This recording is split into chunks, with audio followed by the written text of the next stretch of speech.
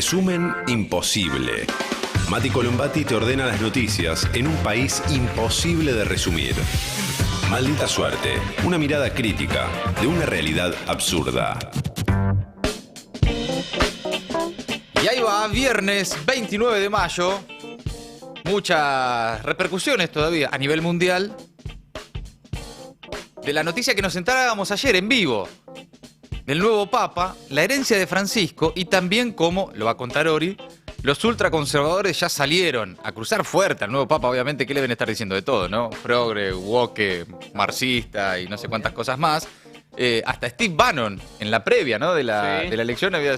Lo peor que nos puede pasar es que elijan a Prevost. A quien eligen, finalmente... Sí, como el antipálpito, porque había varios que como que lo anticiparon y este lo anticipó negativamente. Lo anticipó negativamente, correcto. Pero bueno, también hay otras novedades. Estalla la guerra entre Milei contra el PRO por el fracaso de Ficha Limpia. Milei, que ayer estuvo 6 horas en el stream carajo, dijo de todo, muy a lo Milei. Hemos tomado la decisión de seleccionar casi lo muy necesario para tratar de contar alguna noticia. Qué difícil, ¿no? Realmente, en este contexto, mientras tanto, también está en una con los periodistas, no solo en el biribiri, sino que hoy, y para nosotros especialmente es importante también porque se trata de un compañero del Destape, una denuncia penal a varios periodistas, entre ellos Ari Lijalad, a quien le mandamos un abrazo enorme en nuestra solidaridad. Otro ataque Obvio. al Destape, ¿no? Veníamos de la noticia de que fue agredido físicamente Roberto Navarro, ahora una denuncia penal contra Ari Lijalad, básicamente por publicar una nota, no mucho más, ¿no? ¿Estamos de acuerdo? Lo acusa ¿no? Por laburar. a él y a Pagni de haberle dicho nazi. Claro. Que en realidad no es eso, digamos. Están, digamos, comparando de alguna manera. Pero bueno, no importa, de todas formas. Sí. Pero es otro ataque al Destape, es otro ataque también a nuestros compañeros, así que una solidaridad total. Obviamente esto, supongo que tendrá su transcurso en la justicia. Sí, ya fueron sorteados Claro. a los tres, porque creo que esta Canosa también les tocó diferentes juzgados, son diferentes fiscales, son los fiscales los que tienen que decidir si es viable investigar eso, y se cree que no, que nadie, ninguno Pero está en en su una, sano juicio va a decir sí, esto da para investigar. Pero realmente está para que alguien le diga, ¿no? Para alguien que lo quiera y se acerque y le diga, che, ya, loco. Un ya. estate quieto, ¿no? Relajá un poco, hermano. Sí. Está todo el tiempo en Twitter, todo el tiempo charlando con periodistas. Bueno, periodistas ni siquiera, ¿no? Comunicadores, militantes de él, que no le cuestionan nada. Que ya ni siquiera le reman los chistes de hasta dónde llega a veces el absurdo de Milei haciendo burlas, cambiándole el apellido a la gente. Estuvo 6 horas con Adorni sentado al lado y por momentos vos veías la nota. Vi algunos recortes, Adorni tipo agachando la cabeza como diciendo, no quiero estar acá. Eso es lo que te iba a decir. Después vamos a repasar en esto, también pasa en Argentina, al fragmento de la nota y se nota que hay varios que están visiblemente incómodos. Hay hasta vergüenza en los propios, Sí. imagínate. Más propio que el stream carajo con el Gordo Dan y Adorni sentado al lado, Sí. probablemente no haya para el universo libertario. Y sin embargo, hasta en ese espacio, por momentos se notaba que había vergüenza Sí. ajena, Sí, ¿no? sí, de lo sí, que estaba sí. pasando. Y una cosa, digamos, que no pasemos por alto. La verdad que no es normal que un presidente de un país esté 5 horas dando una entrevista. Es preocupante. Sí, Es preocupante sí. primero porque, bueno, uno piensa, debería No, bueno, tener más cosas sí, más total. importantes que hacer, no importa que Claro. sea de noche. Veníamos Pero, de un fin de semana en el dale. que metió 2000 retweets, ¿no? Agarrás la Bueno. cuenta de Instagram de Milei y tiene la cantidad de historias que hay. Mira, intentá vos, en No, tu no vida se puede. personal y cotidiana, tener por día la cantidad de historias replicadas o que sube Milei. No te da el tiempo. A vos no te da el tiempo. Imagínate para el tipo que es presidente, ¿no? Pero bueno, en esa está. Mientras tanto, amigos, dejan un like, un comentario y arrancamos a resumir.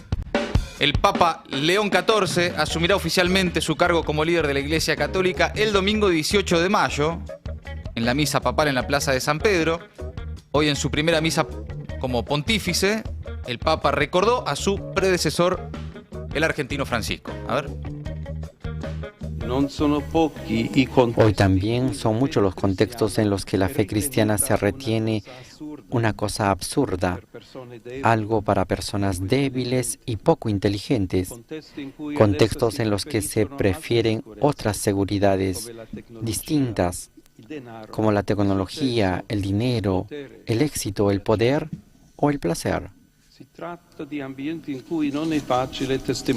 Hablamos de ambientes en los que no es fácil testimoniar y anunciar el Evangelio y donde se ridiculiza a quien cree, se le obstaculiza y desprecia, o a lo sumo se les soporta y compadece. Y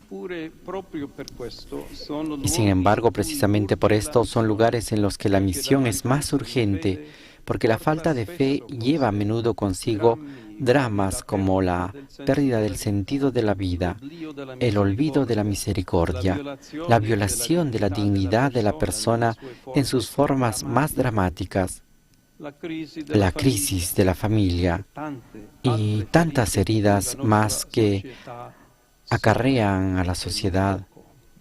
Bueno, ahí está el mensaje del nuevo Papa que dice también, como nos ha enseñado Francisco, estamos llamados a dar testimonio de la fe de Jesús. Lo citó en más de una oportunidad. Evidentemente, y esto ya desde las interpretaciones de ayer y los análisis, todos coinciden en que hay una continuidad, ¿no? de la gestión Francisco, por decirlo de alguna manera. Y sobre eso habló hoy el arzobispo García, Jorge García Cuerva, acá en la ciudad de Buenos Aires, también destacando que es muy lindo saber que el Papa es alguien que él conoce y cuenta también que tenía una relación muy estrecha con Francisco. A medida que empiezan a aparecer historias, testimonios, anécdotas, te das cuenta que evidentemente eran muy compañeros, un compañerazo. Evidentemente... Además ya empezaron a circular todo Sí. tipo de lucubraciones, que en realidad Sí, Francisco ya lo había designado a él antes de morir. Se le dijo a todos ustedes Sí. que nosotros, me lo votan a este, que nosotros le dimos vida, es él, ¿eh? No, realmente, bueno, veremos luego, ¿no? Por supuesto, la historia es larga, las dinámicas de la iglesia y de la política internacional y demás presenta sorpresas todo el tiempo en el mundo, pero para la discusión que se venía dando por estos días de si hay continuidad o ruptura con el legado de Francisco, hay evidentemente continuidad. Veremos después en qué aspectos también se empieza a diferenciar, seguramente. Pero el arzobispo Jorge García Cuerva lo recordaba de esta manera, a ver. Era las 13:08 de la República Argentina. Sentí mucha alegría porque uno venía experimentando por un lado la tristeza, la orfandad ante el fallecimiento del Papa Francisco y bueno, que la Iglesia nos regale una vez más un nuevo pastor fue una enorme alegría y saber que era el cardenal Prevost, que es un hombre con el que yo había podido trabajar en el dicasterio de los obispos, es decir, de los cardenales más conocidos, para mí también significó, bueno, que sea alguien que uno conoce, ¿no? Esto es muy lindo también. Claro, ¿me cuenta de ese trabajo y cómo es? Ya que lo El conoce. dicasterio de los obispos es uno de los ministerios, por decir Sí. en lenguaje más conocido, del Vaticano, y yo soy miembro del dicasterio de los obispos, que es el que elige, entre otras misiones, el elegir los obispos del mundo. Yo participo así desde julio del 21. El cardenal Prevost se sumó de principios del 23 como prefecto, es decir, como el ministro dentro el del jefe, el jefe. dicasterio. Claro. Exactamente, podemos decir en términos así que ha sido mi jefe. Bien. Un hombre muy sencillo, de mucha humildad, casi diría hasta muy tímido, pero con ideas muy claras. Y que el Papa Francisco le haya confiado ese dicasterio indudablemente habla también de la relación entre ellos. Un hombre que Bien, tenía... ahí está, Jorge García Cuerva, arzobispo de Buenos Aires, muy cercano también, por supuesto, en su momento a Francisco, y ratificando esto de la continuidad, ¿no? De alguna forma. ¿Y por qué entonces los ultraconservadores en el mundo están tan nerviosos? Bueno, porque evidentemente observan que no se vino esa restauración conservadora de la que algunos hablaban para la iglesia, ¿no? ¿Y qué está pasando? Así es, aunque lo hemos hablado ayer de forma muy detenida, la elección del Papa no es ni fue un Boca River, No, claro. pero en lo concreto uno ve cómo reacciona el arco más a la derecha y entiende que hay mucho en juego. Así que no tardaron los ultraconservadores en abalanzarse sobre León XIV con todo tipo de acusaciones que ni siquiera voy a traer a la mesa. Son las cosas de siempre, ¿no? son las que circulan en las redes sociales, Claro. que si alguien tiene algún tipo de acusación o de denuncia para hacer, lo tiene que hacer de forma Claro. fundamentada ante la justicia, como corresponde, no en unos hilos de Twitter, Claro, ¿no? sí. Entonces, con acusaciones y epítetos de todo tipo, que los habituales, Sí. marxista, bien. woke, Claro. progre también para ellos es un insulto, así que lo suelen utilizar. Bueno, Cuca, recontra Cuca faltó. que Super cuca, caca. Sí. Algunos incluso no esperaron a la fumata blanca para fustigar a quien en ese momento no estaba, por lo general, o para todos nosotros, entre los favoritos para suceder a Francisco. Es el caso de Steve Bannon. No sé si lo recuerdan a Steve Sí, Bannon, claro. estratega de Donald Trump, otrora llamado el monje negro, ¿no? La figura detrás de la estrategia electoral de Donald Trump para llegar a la Casa Blanca, que es también uno de los armadores, los articuladores de esa internacional reaccionaria, no solamente acá en el continente, sino haciendo puente con el viejo continente. Entonces, Steve Bannon lo vamos a escuchar una semana antes de la elección del nuevo Papa. I do think one of the dark horses, and I think unfortunately he's one of the most progressive, is Cardinal Prevost. I don't think he's getting enough play. He is certainly on the short list. Reitero, en momentos en as que being- and I think it's pretty shocking obviamente given era the- una opción the, posible, how the pero contempt no they estaba hold the entre los American favoritos. Church. Creo, American Church dice gives so él, que much uno de los money. candidatos más inesperados y lamentablemente, yo creo que ahí radica lo interesante de Claro. esa declaración. Lamentablemente uno de los más progresistas es el cardenal Prevost. No creo que lo estén dejando afuera, sin duda está en la lista corta, short list, ¿no? Que sería entre Claro. los favoritos. Y me parece bastante impactante, sigue el desprecio que tienen hacia la iglesia estadounidense, hablando del dinero que aporta la iglesia estadounidense y como siempre se descartó la posibilidad de elegir a un papa estadounidense y que estaría buenísimo que eso suceda, pero no en la persona de Prevost, que él califica como uno de los más cercanos a Francisco en Claro. lo ideológico y también muy arraigado, dice él, en América Latina, claro, por lo que ahora todos sabemos de esos 40 años de vínculo Claro, claro. que mantuvo con Perú. O sea, evidentemente no es una buena noticia para Trump. No lo es Esperaba para... otro desenlace, ¿no? Sí, no lo es seguramente llevando, digamos, esa contienda a la iglesia, no lo es probablemente para los ultraconservadores dentro de esa cancha que nosotros no conocemos y no entendemos bien, pero Sí. donde también juegan esas relaciones de fuerza y esos intereses de índole más políticos.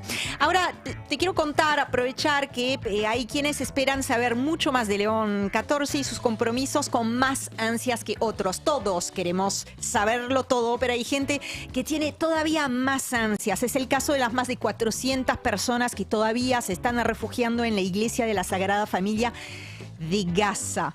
En ese sentido, el sacerdote argentino, de quien ya hemos hablado en esta mesa, Gabriel Romanelli, respondió preguntas por WhatsApp, ¿no? Con audios, con texto, diciendo que fue una sorpresa porque pocos conocíamos, dice él, a la hora Papa y también una alegría. La gente estaba contenta y preguntaba, fíjense la pregunta que le hacía o que le viene haciendo la gente. ¿Este Papa también nos va a seguir llamando? Ay, no. Claro, mirá. Claro, porque desde que... Todas las noches, sí, obvio. Desde que empezó Claro. el conflicto, el ataque, la masacre en Gaza, el Papa Francisco todas las noches llamaba para manifestar su apoyo. Entonces, bueno, Claro. recordó cómo vivían, como algo extraordinario, que los llamara justamente todos los días, que les diera ánimo, que les pidiera que cuidaran especialmente a los niños. Y finalmente dijo, ahora rezamos a Dios por el sucesor de Pedro, que tenga a toda la Tierra Santa y a Gaza en particular en su corazón. Sí, Gaby. No, que en relación a las denuncias que hicieron nosotros esta mañana en Red con Carla Pellice hicimos una nota súper interesante a Pedro Salinas, que es el escritor que escribió un libro que se llama La verdad nos hizo libres, acerca de una especie de secta católica que había en Perú y que gracias al Papa Francisco y a este nuevo Papa se pudo desbaratar. Y justamente lo que le achacaban a Prevost era que había encubierto esos delitos de abuso sexual Y en más bien lo Perú. contrario. Y él acaba de decir lo contrario. Es un tipo agnóstico que escribió, que se metió a hacer una investigación y que en el 2022 lo atendió Francisco. ¿Cómo y se tuvieron llama? una charla muy larga. Se llama Pedro Salinas. Si quieren, vayan ahí a redes, van a poder escuchar la Bien. charla completa. Y el libro que él escribió es La verdad nos hizo libre, por lo que pasó muchísimas peripecias también, con amenazas, se tuvo que esconder, o sea, fue fuerte, pero por supuesto está diciendo que es parte de los carpetazos que se tenían ahí en puerta para la elección del Papa. Volvemos a la Argentina porque estalló la guerra entre Macri y Milei luego del fracaso de Ficha Limpia. Ayer se repitieron los cruces entre el PRO y la Libertad Avanza. Silvia Los Penato dijo que Milei faltó a su palabra. Milei aseguró que no estaban los votos y que en realidad lo que pasaba era que el PRO se apuró en su estrategia electoral. Tanto el presidente ayer como Manuel Adorni apuntaron especialmente contra el partido que hoy preside Mauricio Macri. Sí. Buscaron despejar ahí las versiones que se alimentaron desde el momento en que la ficha limpia cayó por el piso, de que La Libertad Avanza hizo algunos movimientos para que finalmente no sea aprobado. Por ejemplo, mandar a los 2 misioneros a votar en contra. Y en ese sentido, dijo anoche Mauricio Macri, en otra nota junto a los Penato, van a todos lados juntos, van Milei y Adorni a todos lados juntos a dar notas, y Macri y los Penato también a todos lados juntos, para mostrar también un poco lo que se está jugando en esto que en realidad es una elección para legislatura porteña, pero evidentemente se juega mucho más. Dijo Macri que el gobierno es el único responsable de la caída de ficha limpia, lamentó el rechazo del Senado al proyecto que buscaba proscribir a Cristina Kirchner y dijo que Milei se equivoca de adversario. A ver. Macri. Primero, para mí, más allá de que recién Babi me sacó una sonrisa, pues Babi le saca una sonrisa a cualquiera, es un día triste para la República, ¿no? Muy triste. Hoy volvimos a defraudar a millones de argentinos. Este gobierno defraudó a millones de argentinos en la esperanza, en la ilusión de ir hacia una sociedad normal, donde los corruptos no puedan participar de la política, donde haya reglas de juego claras. Y la verdad que es muy triste, porque, como explicó Silvia mejor que nadie, no se puede haber caído nunca la ley. Podría haber que a último momento le falle algo, pero esto así, de golpe. Pero usted dijo el gobierno, para usted fue el gobierno. Pero el gobierno es el único responsable, o sea, la segunda cosa que me entristece es que de vuelta ahora el presidente equivoca el adversario, cuando... Ahora lo podemos escuchar al presidente. Bueno, porque... pero Bueno, no ahí hace está, falta, Mauricio pero- Macri, acusando al gobierno de hacer caer el proyecto de ficha limpia. Macri que llegó a la presidencia procesado, ¿no? También digo, ¿no? Como los paladines de la lucha contra la corrupción. Y anoche... Es alucinante cómo fingen demencia, en general cómo Sí. fingen demencia. Sí, Y sí. Macri en particular. No, por eso. Es que me da la sensación de que solo pueden fingir demencia en lugares amables, ¿no? Porque realmente, si no, ahí mismo les tenés que Sí, decir, eso che, pero se- escúchame, vos llegaste procesado a la presidencia y con Claro. ficha limpia no hubieses podido. O en su momento te salvó la Corte Suprema Claro. de Menem cuando estabas procesado. Procesado. Y condenado por contrabando. Por contrabando, ¿Qué por hacemos con eso? fraude. ¿Qué Claro. hacemos?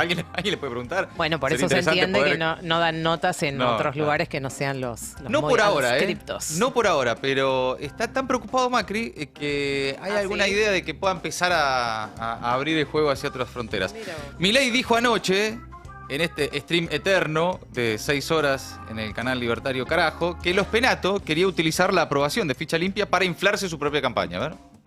Estuvieron todo el tiempo instalando que estaban los votos, que estaban los votos, que estaban los votos. Una cosa es decir que están los votos, otra cosa es ir y contarlos. Sí, claro. Digo que es el laburo, digamos que hacen dos personas, digamos Guillermo Franco, que es maravilloso, y el señor Santiago Caputo, que digo, tanto el tiempo haciendo, a ver, Dios, esas cosas son ciertas. Los votos no estaban. No estaban los votos. No estaban. Pero los Penato lo quería utilizar como un elemento para inflarse en la campaña a ella. Y dicho sea de paso, tiene un montón de años siendo diputado y no lo había presentado.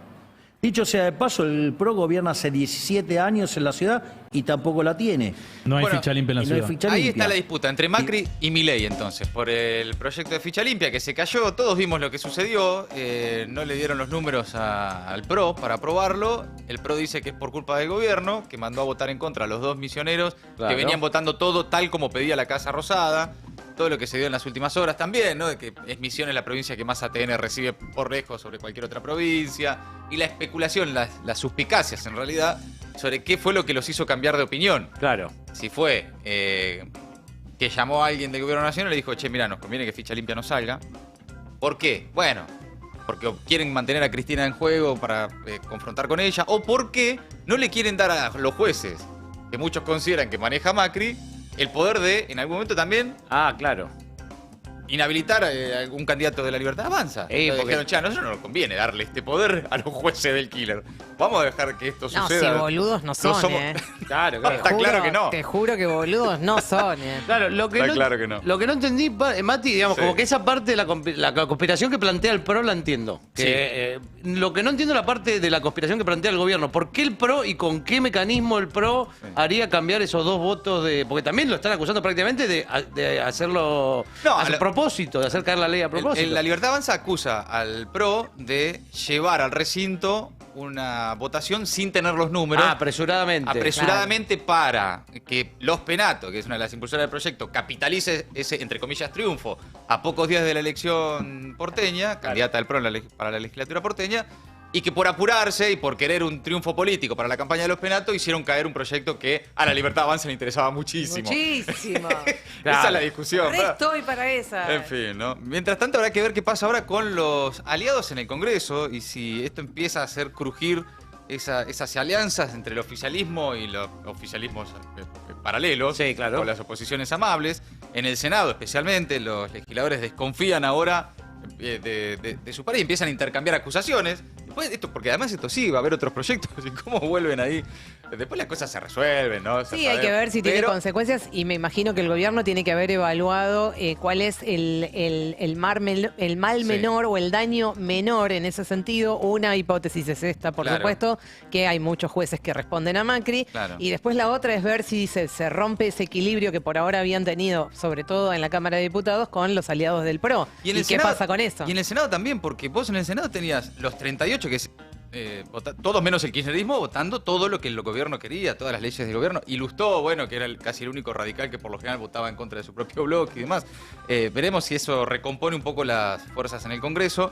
Lo que queda claro es lo mucho que se está jugando tanto el PRO como la Libertad Avanza en una elección para la legislatura porteña, que es el 18 de mayo, que obviamente define mucho más que cómo va a integrarse la legislatura de la Ciudad de Buenos Aires. Cambiamos de tema. El gobierno aumentó el salario mínimo, chicos. Bien. Bien, vamos. ¿A cuánto? ¿1 millón? El equivalente a una pizza, 12 lucas. No. ¿Qué te compras con 12 lucas? Una pizza depende en qué pizzería. Sí, Hay no pizzería sé, que está más cara. no te alcanza con No, 12 acá la de acá al lucas. lado conseguí por 12 lucas. Sí. Esta de acá pero es bastante barata la verdad. es bastante, está bien. Sí. 12 lucas es lo que... ¿Qué más tenés con 12 lucas? Y depende, a ver, ponele... Un kilo de carne, un más kilo- o menos. un qué kilo sé yo, asado. Ahí, Un acá kilo conseguí de- 1,5 kilo de asado. kilo y medio de asado. Maple y huevo ahora bajó un poquito. Sí, Capaz pero... que casi 2 maple y ¿Dos huevo. maples? No, 1,5. Depende. Un maple y El otro día medio. McLaughlin consiguió a 6. Bien, Hombre, bueno, que tire la data. Sí, sí. ¿Qué pasó? Yo por menos de 8 ya no lo consigo en ningún lado. No, pero- sí. Por eso se enfermó, claro. Se lo fue a buscar. A Mashwitz. Fue a Mashwitz a buscarlo. Bueno, 12 lucas aumentó el salario mínimo y queda en el piso histórico, ¿no? El salario mínimo más bajo de las últimas 3 décadas. A partir de mayo, entonces, va a ser de 308.000 pesos. El salario mínimo, el Consejo del Salario se había reunido el martes 29, sin que haya acuerdo. Los sindicatos pedían una cosa, los empresarios pedían muy poco, el gobierno dijo, bueno, si no se ponen de acuerdo, resuelvo yo. Tal como quieren los empresarios, muy poco. Sí, es un poco la forma de resolver esto ya desde hace rato. Igual los empresarios habían dicho que 15.000.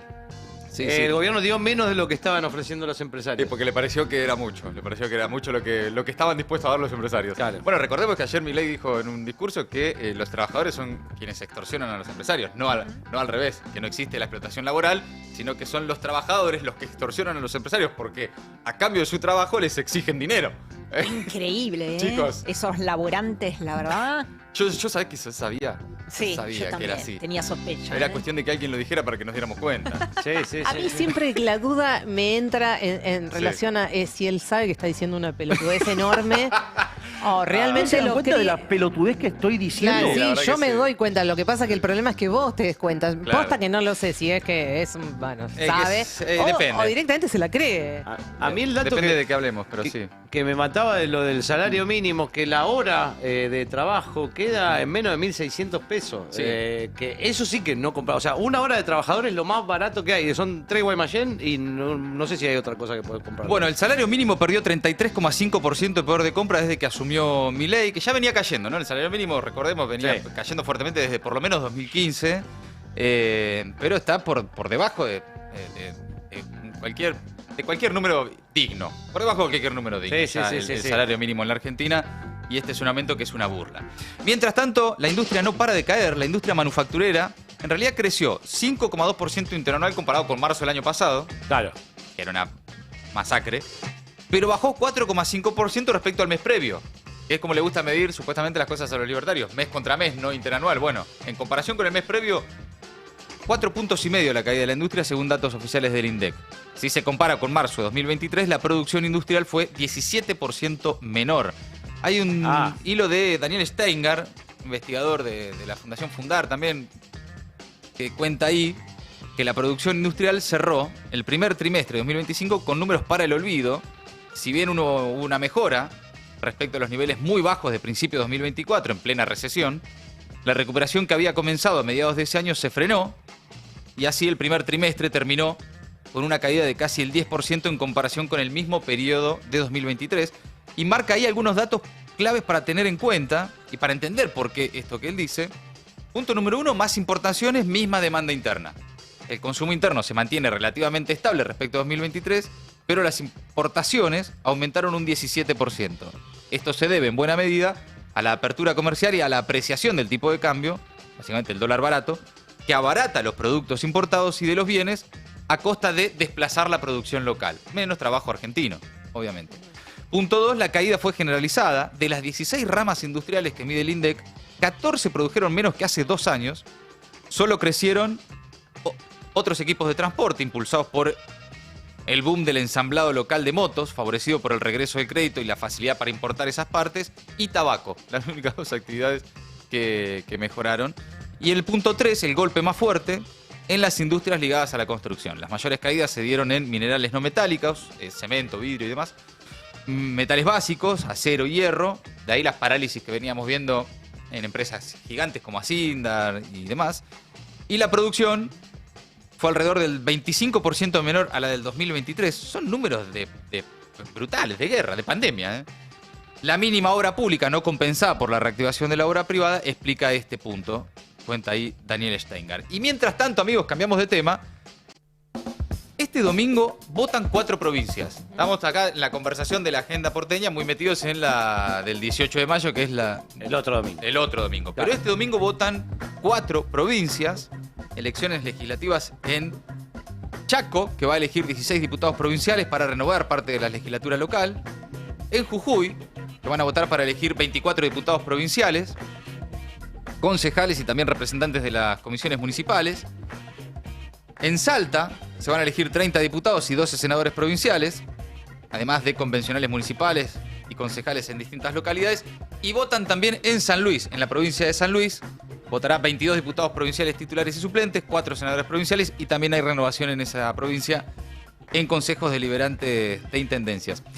La revista Crisis, conocen todos la revista Crisis, claro. En su web tiene notas muy, muy interesantes sobre cada una de estas elecciones provinciales con periodistas locales que conocen muy bien la rosca local. Viste que a veces desde afuera es difícil y también se comete, por lo general, desde el periodismo porteño,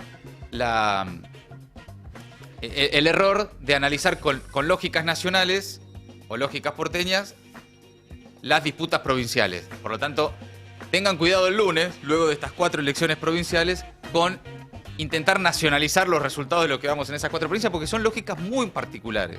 Sí, además muy diferentes en cada una y en algunos lugares donde la Libertad Avanza ni siquiera aparece como partido. Sí. Hay algunas otras donde los oficialismos están muy fuertes y el peronismo va dividido. O sea, realmente las realidades de cada una son muy, muy diferentes. Sí, totalmente. Y además, por ejemplo, en Jujuy es prácticamente una paso peronista pensando ya en la elección nacional para cargos nacionales. Ahí va el peronismo todo fragmentado. Todo absolutamente fragmentado, partido en 1000 pedazos, jugándose una especie también, utilizando la elección local medio como de paso para ver cómo se arma luego la elección nacional que viene. Jujuy es una de las provincias donde el PJ está intervenido. Exactamente. Después tenés, por ahí la más fácil de entender en términos nacionales, tal vez, y hay que ver siempre con cuidado, sea Chaco, porque vos ahí tenés a Leandro Sdero, un gobernador radical, muy vinculado, aliado al gobierno de Milei, y el peronismo con el Coqui Capitanich.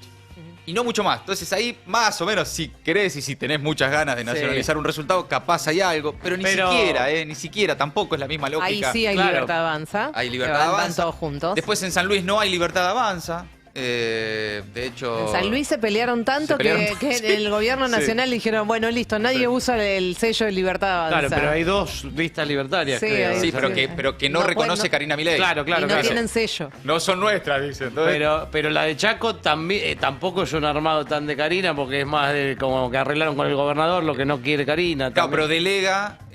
Bueno, no, y después en Salta ponele. Sí. En Salta tenés, lo tienen Olmedo, el de la gorra amarilla, el de la gorra y la campera amarilla. Sí. Bueno, arma Olmedo en Salta por indicación de Karina Milei.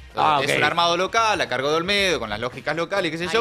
Pero ahí tiene como el check de Karina Milei que ahí dice... sí es oficial. En Salta Olmedo soy yo, dijo Karina Milei. Ahí, con las lógicas también y las dificultades de cada distrito, ¿no? Pero Salta también tiene PJ intervenido. Salta también tiene PJ intervenido. No, por eso. Es muy complejo. El lunes tratar de entender con lógica nacional el resultado de estas 4 provincias. Sí está mucho más nacionalizada la del otro domingo por una cuestión razonable.